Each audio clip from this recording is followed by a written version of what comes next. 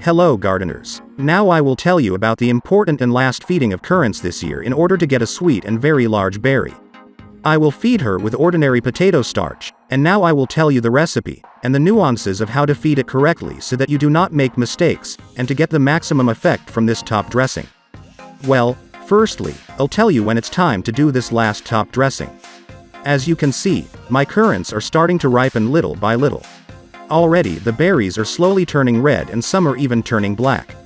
This means that now the bush needs help, and it is at this moment that the bush begins to take out the following trace elements from the soil, such as phosphorus, potassium, calcium in order to enlarge the berry and make it sweeter.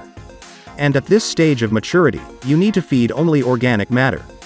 Just starch is perfect for this, since it contains more phosphorus and less potassium and calcium. Prepare top dressing as follows. Add 10 ounces of potato starch to 10 quarts of water. The water must be warm so that the starch is completely dissolved. And potato starch can be bought at any store or supermarket. Mix thoroughly. Let it brew for at least 5 minutes, and then mix again so that there are no lumps. And under one bush you need to add only 3 quarts of this top dressing. Only pre-pour the currant bush with water. This top dressing will be the last in the currant season. Now it will only be necessary to harvest. And the harvest will be large and sweet. And by the way, watering currants after this top dressing can be stopped so that the berry is not watery. So friends, if you have any questions, be sure to ask in the comments. If the information was useful, please like it.